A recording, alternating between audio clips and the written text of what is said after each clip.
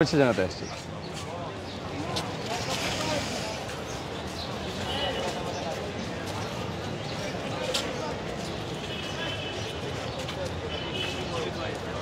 ভাইয়া আসসালামু আলাইকুম, আমি মহিউদ্দিন।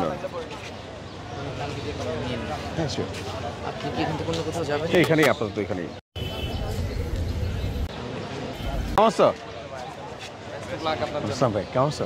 সাফওয়ান মার্কেটিং ধরেন কেমন লেগে থাকিস।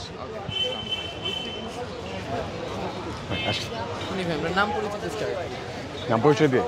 ওয়ালাইকুম আসসালাম মাহির সাহেব, কি অবস্থা ভাইয়া? কেমন আছো? ভালো আছি রে। ভালো আছি, কেমন আছিস? আমি আসছি 2 দিন হইলো। সব ঠিকঠাক? কেমন চলতেছে প্রচারণা?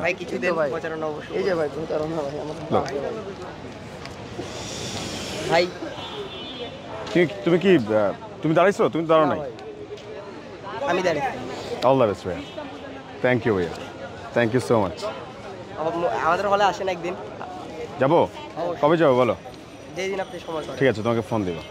সাথে আমার প্রচারণাটা একটু করে দিবেন। অবশ্যই। আল্লাহ হাফেজ। ঠিক আছে ভাই। ভাই ভাই ঠিক আছে, যাও, আল্লাহ হাফেজ। নাম পরিচয় দিন। আমি মহিউদ্দিন রনি, ঢাকা বিশ্ববিদ্যালয়। জুলাইয়ের যত যোদ্ধারা আছে, যত জুলাই যোদ্ধারা আছে, যারা এখানে নেতৃত্ব দিয়েছে, আন্দোলন করেছে, বিভিন্ন মানে এই আন্দোলনকে মানে কোটা সংস্কার আন্দোলনকে যারা সংগঠিত করেছে এবং জুলাইয়ের গণ অভ্যুত্থানের স্পিরিটকে সব জায়গায় ছড়িয়ে দিয়েছে, তারা কিন্তু সবাই লাইব্রেরিতে। কেউ কি এসে আপনাকে বলেছে আমাকে ক্রেডিট দেন, ক্রেডিট দেন? কেউ কি চেয়েছে? কাউকে কি আপনারা দিতে পেরেছেন? কিন্তু এই ক্রেডিটটা সবার হওয়া উচিত ছিল। আর যদি মনে করেন ক্রেডিট পাওয়ারই কথা ছিল শুধুমাত্র জুলাই যা শহীদ, তাদেরকে ক্রেডিটটা দিয়ে দেওয়ার দরকার ছিল। কিন্তু এই যে ক্রেডিট ব্যাক মানে ক্রেডিটের ছুরি দিয়ে ক্রেডিটের কেকটাকে ভাগাভাগি করে বিভিন্ন দলের লোকেরা যেভাবে ক্রেডিটবাজি করা শুরু করেছে, এতে লাভটা কী হয়েছে?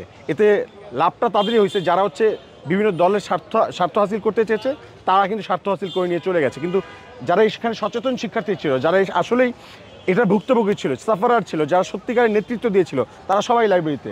তারা সবাই দেশকে সামনে এগিয়ে নিয়ে যাওয়ার জন্য প্রস্তুতি নিচ্ছে, পড়াশোনা করছে। তাদের ক্রেডিটকে আমরা বুঝিয়ে দিতে পেরেছি। কিন্তু আমাদের ভাইরা ক্রেডিট নেই, আমরা ক্রেডিট নিতে চাই না। আমরা সবাই যেমন আছি তেমনই আছি, আগের মতো আছি, এখনও সেরকমটাই থাকতে চাই। কিন্তু একজন তো ভাই 9 দফার পরিচয় দিয়ে তারপরে ভোট চাচ্ছে। শেষ করি, এরপরে আমি শেষ 2টা প্রশ্ন। প্রথম প্রশ্ন হচ্ছে যে আপনাকে কেন ভোট দিবে? প্রথম কথা, এটাকে কিভাবে দেখছো? ওকে ওয়েল, যারা 9 দফার ঘোষক হিসেবে ভোট চাচ্ছে, সে ভোট চাক, এটা তার চয়েস, তার ব্যক্তিগত ব্যাপার। সো এখন শিক্ষার্থীদের তো আমরা জোর করতে পারি না, বা কেউ তো 9 দফার ঘোষক বলে হচ্ছে জোর করে মানে ভোট আদায় করে নিতে পারে না। ঢাকা বিশ্ববিদ্যালয়ের শিক্ষার্থীরা যথেষ্ট মেধাবী।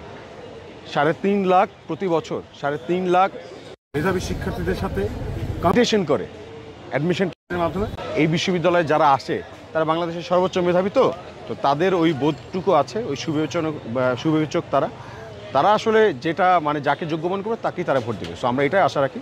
সো এখন কে কী না করেছে, ক্রেডিট বিক্রি করে তো আসলে ভোট চেয়ে করে লাভ নেই। আমরা কতটুকু করতে পারবো শিক্ষার্থীর জন্য, শিক্ষার্থী তাই সেই ক্যাপাসিটি মেজার করে তারপর ভোটটা দিবে বলে আমরা আশা রাখি।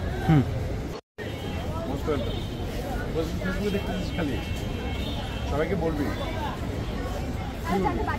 ও আচ্ছা, কেউ তাদের বাকি নাই, ঠিক আছে। আর পরামর্শ দিতে হবে যে ভাই এটা করেন, এভাবে বলে দিচ্ছি, তাই না? আমাদের